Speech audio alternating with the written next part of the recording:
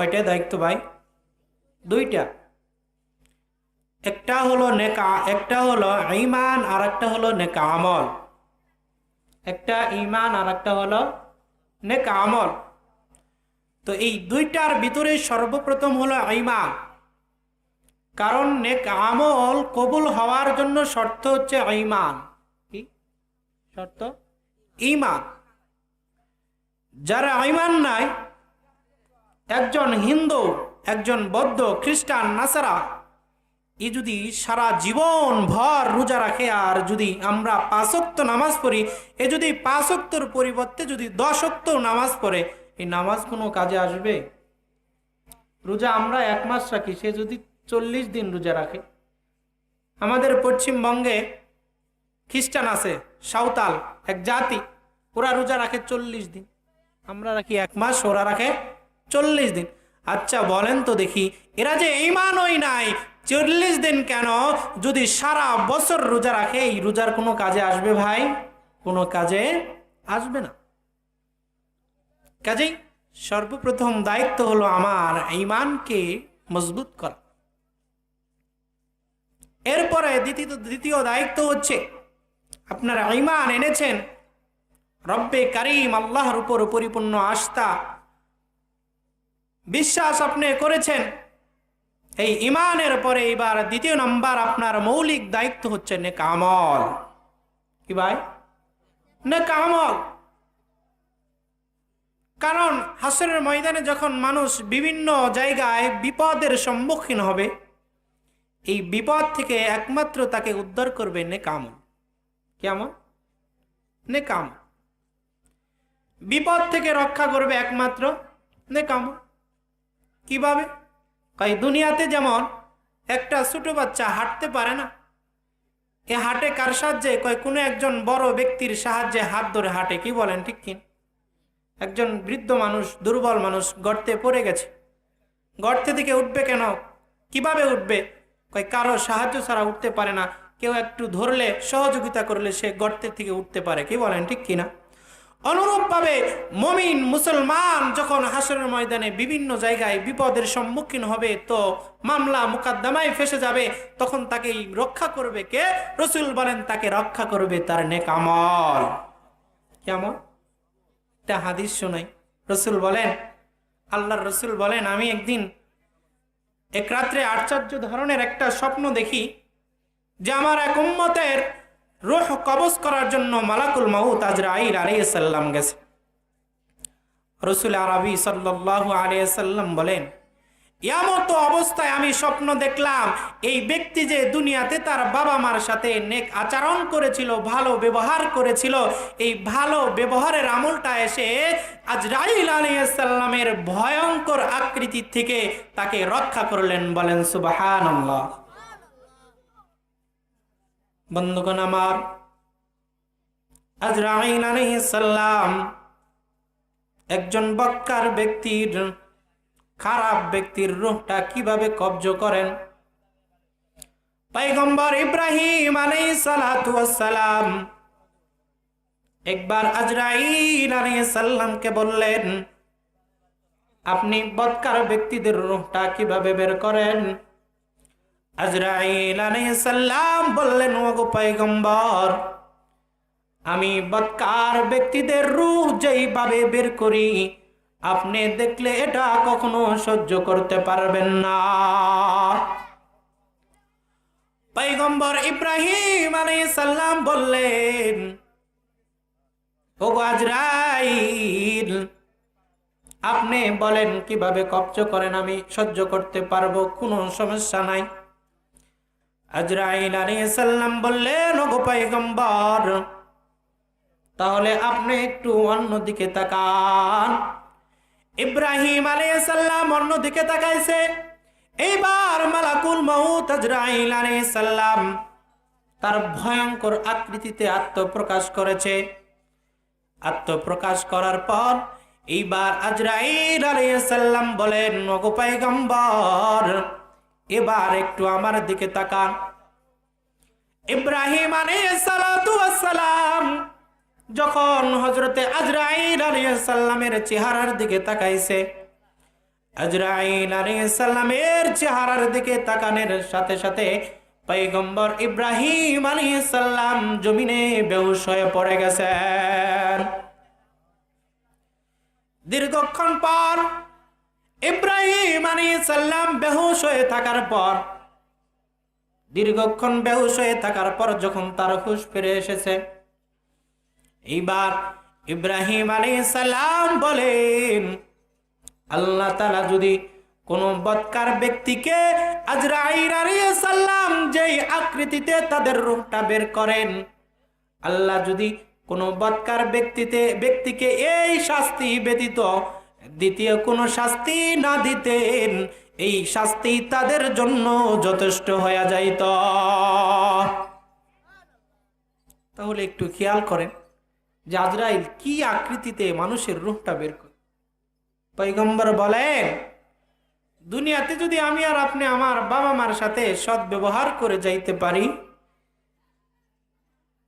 তাহলে আজরাইল যখন আমার আপনার রূহটা বের করে নিয়ে আসবেন, আমি যদি বাবা মার সাথে নম্র ব্যবহার করি, ভালো ব্যবহার করি, তাহলে অন্তত আজরাইল যখন আমার রূহটা বের করবেন তখন আদবের সহিত বের করবেন।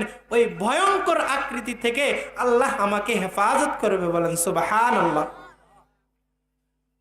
রাসূল আরো বলেন, আমি আরেকদিন স্বপ্ন দেখি হাসরের ময়দান আমার এক উম্মত পানির পিপাসায় তৃষ্ণায় বুক ফেটে যাচ্ছে, পানি পানি করে চিল্লাতেছে, কোথাও পানি পাই। রাসূল বলেন, এমতো অবস্থায় স্বপ্ন দেখলাম যেই ব্যক্তি দুনিয়াতে যে রোজা রেখেছিল, রোজা আমরা রোজা রাখি না ভাই, এই রোজার আমলটা এসে এই ব্যক্তিকে তার হাত ধরে হাউজে কাউসারে নিয়ে হাউজে কাউসারের পানি পান করায়া তাকে পরিতৃপ্ত করে দিলেন। বলেন সুবহানাল্লাহ। আমরা এই হাদিস দ্বারা বুঝতে পারলাম যে এক একটা নেক আমলের কত দাম। হাসরের ময়দানে আপনি বিপদে পড়বেন আর দুনিয়ার এক একটা নেক আমল আপনাকে সেই বিপদ থেকে রক্ষা করবেন। বলেন সুবহানাল্লাহ। আরে ভাই, দুনিয়ার মামলা মুকদ্দমা বিপদ আপদ তো আপনার দুনিয়ার সম্পদ দিয়ে পার হওয়া যায়। একজন মামলা মুকদ্দমায় ফেসে গেছে, 1 লক্ষর জায়গায় 2 লক্ষ দিলে সেখানে ছাড় পাওয়া যায়, কি বলেন ঠিক কিনা? কিন্তু হাসরের ময়দান কি এরকম ঘুষের জায়গা? 1 লক্ষর জায়গায় 2 লক্ষ কেন 200 কোটি দিলেও আপনি দুনিয়ার সম্পদ দিয়ে রক্ষা পেতে পারবেন না, কি বলেন ঠিক কিনা? হাসরের ময়দানে রক্ষা পাওয়ার জন্য 1 নম্বর যেই জিনিস সেটা হলো নেক আমল। একমাত্র হাসরের ময়দানের বিপদ থেকে রক্ষা পাওয়ার জন্য শর্ত হচ্ছে নেক আমল। কি ভাই? নেক আমল। কাজেই নেক আমল করার দরকার আছে কি নাই? কার কার আছে? আল্লাহ আমাদের সকলকে কবুল করুন, বলেন আমিন। আল্লাহ তাআলা কত দয়ালু যে আল্লাহ তাআলা এমন কিছু নিজাম রেখেছেন দুনিয়াতে, কোনো ব্যক্তি যদি নেক আমল করে যাইতে পারে, একজন মানুষ 100 বছরের উপর সাধারণত বাঁচে না, 100 বছরই তো বাঁচে না, কি বলেন ঠিক কিনা? কিন্তু কোনো ব্যক্তি যদি, আল্লাহ রসুল বলেন 3টা আমলের কথা বলে গেছেন, এই 3টা আমল যদি কোনো ব্যক্তি করে যাইতে পারে, আল্লাহর জমিন যতদিন থাকবে, কিয়ামত যতদিন না হবে, ওই ব্যক্তি ততদিন পর্যন্ত কবরে শুয়ে শুয়ে সব পাইবে। বলেন সুবহানাল্লাহ। এই আমলগুলা করার দরকার আছে কি নাই? রসুল বলেন, ইযা মাতাল ইনসান ইনকাতা আনহু আমালুহু ইল্লা মিন সালাসিল সাদাকাতিন জারিয়াতিন আও ইলমিন ইনতাফাউ বিহি আও ওয়ালাদিন সালিহিন ইয়াদউ লাহ। আল্লাহর রসুল বলেন, ও তামাম দুনিয়ার মানুষ শোনো, ইজা মাতাল ইনসান, যখন দুনিয়া থেকে কোনো মানুষ ইন্তেকাল করে, ইনকাতা আনহু আমালহু, একজন ব্যক্তি ইন্তেকালের সাথে সাথে তার সমস্ত নেক আমলের দরজাগুলো বন্ধ হয়ে যায়। রসুল বলেন, ইল্লা মিন সালাস, তবে 3টা আমল এমন রয়েছে যে আমল তিনটাই ব্যক্তির মৃত্যু হয়, কিন্তু এই আমলের কখনো মৃত্যু হয় না। বলেন সুবহানাল্লাহ। যে আমলগুলা যদি কোনো ব্যক্তি করে যাইতে পারে, তো কিয়ামত পর্যন্ত তার কবরে সওয়াব পৌঁছতেই থাকবে। আমল তিনটার এক নাম্বার আমল হলো সাদাকাতিন জারিয়া, এমন সদকা যেই সদকাকে বলা হয় সদকায়ে জারিয়া। কোন ব্যক্তি যদি সদকায়ে জারিয়া করে যাইতে পারে, তাহলে আল্লাহর জমিন যতদিন থাকবে ততদিন তার আমল নামায় সওয়াব পৌঁছতে থাকবে। বলেন সুবহানাল্লাহ। সদকায়ে জারিয়া করার দরকার আছে কি নাই? এইবার প্রশ্ন, কয় হুজুর সদকায়ে জারিয়া কারে কয়? এটাই তো চিনি না। এরে বন্ধু, জারি অর্থ প্রবাহমান। নদীর স্রোত কখনো বন্ধ হয় না, কি বলেন ঠিক কিনা? সকাল নাই, সন্ধ্যা নাই, বিকাল নাই, দুপুর নাই, রাত নাই, দিন নাই, সব সময় চলতে থাকে। অনুরূপ ভাবে সাদকায়ে জারিয়ার আমলটা আল্লাহ তাআলা সব সময় দায়মান রাখে। দিনেও পৌঁছতে থাকে, রাত্রেও পৌঁছতে থাকে, সকালেও পৌঁছে, বিকালেও পৌঁছে, সব সময় 24 ঘন্টা বান্দার কবরে তার আমলের সওয়াব পৌঁছতে থাকে। বলেন সুবহানাল্লাহ। সাদকায়ে জারিয়া কারে কয়? যেমন মসজিদ মাদ্রাসায় দান করা। আপনার একার টাকা দিয়ে একটা মাদ্রাসা পরিচালনা করা সম্ভব না, কিন্তু আপনার এখানে যদি 100 টাকার একটা সামর্থ্য থাকে, অংশ থাকে, এই 100 টাকার বিনিময়ে এই মাদ্রাসায় যত তালেবে ইলম লেখাপড়া করবে, এদের কাছ থেকে যত তালেবে ইলম ইলম শিক্ষা করবে, দিন শিক্ষা করবে, এই প্রত্যেকের একটা নেক আমলের অংশ আপনার আমল নামায় পৌঁছে দেওয়া হবে। বলেন সুবহানাল্লাহ। 2 নম্বর রাসূল বলেন, আও ইলমুন ইনতাফাউ বিহি, এমন ইলম যে ইলম দ্বারা দুনিয়া এবং আখিরাতে উপকৃত হওয়া যায়। 3 নম্বর রাসূল বলেন, 3 নম্বর সাদকায়ে জারিয়া আও ওয়ালাদুন সালিহুন, দুনিয়াতে নেক সন্তান রেখে যাওয়া, যেই নেক সন্তান পিতামাতার জন্য দোয়া করে। কারণ সন্তান যত নেক আমল করবে, এর একটা অংশ স্বাভাবিকভাবে বাবা মার আমল নামায় পৌঁছে দেওয়া হয়। কাদের আমল নামায়? বাবা মার আমল নামায় পৌঁছে দেওয়া হয়। কবি বলেন, আমল সে বনতি है जिंदगी जन्नत भी जहन्नम भी, खाकी अपने फितरत से न नारी है न नूरी। আমলের দ্বারা জান্নাত এবং জাহান্নামের জিন্দেগি লাভ হয়। নেক আমল দ্বারা জান্নাতের জিন্দেগি তৈরি হয়, বদ আমল দ্বারা জাহান্নামের জিন্দেগি তৈরি হয়। সৃষ্টিগতভাবে একজন মানুষ জান্নাতিও নয়, জাহান্নামীও নয়। এরে বন্ধু, আমরা কি কখনো এই চিন্তা ফিকির করেছি? কখনো কি এই চিন্তা আমার দিমাগের ভিতরে এনেছি যে একদিন তো আমারও ইন্তেকাল করতে হবে, একদিন তো আমারও মরে যাইতে হবে? কি বলেন ঠিক কিনা? আমরা কি কখনো হিসাব করেছি যে একদিন তো রব্বে কারিমের নিকট হিসাব দিতে হবে? তখন আমাদের কি উপায় হবে? রাসূল বলেন, লা তাজালু কুদামা ইবনে আদম ইয়াউমাল কিয়ামা হাত্তা ইউসালা আন খামসিন, আন উমরিহি ফিমা আফনাহু ওয়া আন শাবাবিহি ফিমা আবলাহু। রাসূল সাল্লাল্লাহু আলাইহি সাল্লাম বলেন, হাসরের ময়দানে মানুষ হিসাবের স্থান থেকে তার পা ততক্ষণ পর্যন্ত সরাইতে পারবে না যতক্ষণ পর্যন্ত তাকে 5টি বিষয় জিজ্ঞাসা না করা হবে। কয়টি বিষয়? 5টি বিষয়। যতক্ষণ পর্যন্ত 5টি বিষয় সম্পর্কে তাকে জিজ্ঞাসা না করা হবে, ততক্ষণ পর্যন্ত মানুষ হিসাবের স্থান থেকে তাদের কদম উঠাইতে পারবে না। 1 নম্বর রাসূল বলেন, ওয়া আন উমরিহি ফিমা আফনাহু, যে বিষয়টা জিজ্ঞাসা করা হবে সর্বপ্রথম হলো ওয়া আন উমরিহি ফিমা আফনাহু, মানুষের পূর্ণাঙ্গ জিন্দেগি সম্পর্কে, যে তুমি তোমার জিন্দেগিটা কোথায় ব্যয় করেছ। দুই নম্বর রাসূল বলেন ওয়া আন শাবাবিহি ফিমা আবলাহু, দুই নম্বর প্রশ্ন হইল তার যৌবনকাল সম্পর্কে, যে তুমি তোমার যৌবনকালটা কোথায় ব্যয় করেছো। তিন নম্বর রাসূল বলেন ওয়া আন মালিহি মিন আইনা ইকতাসাবাহু, তিন নম্বর যে প্রশ্নটা হলো রাসূল বলেন তোমার উপার্জিত সম্পদ সম্পর্কে তোমাকে প্রশ্ন করা হবে। মিন আইনা ইকতাসাবাহু, যে তুমি তোমার এই সম্পদটা কোথায় থেকে অর্জন করেছো, কোথায় থেকে উপার্জন করেছো, হালাল ভাবে উপার্জন করেছো নাকি হারাম ভাবে উপার্জন করেছো, হালাল ভাবে মানুষেরটা নিছো নাকি হারাম ভাবে নিছো। রাসূল বলেন তিন নম্বর যেই প্রশ্ন হইল তার সম্পদ সম্পর্কে, এই সম্পদটা তুমি কোথায় থেকে উপার্জন করেছো।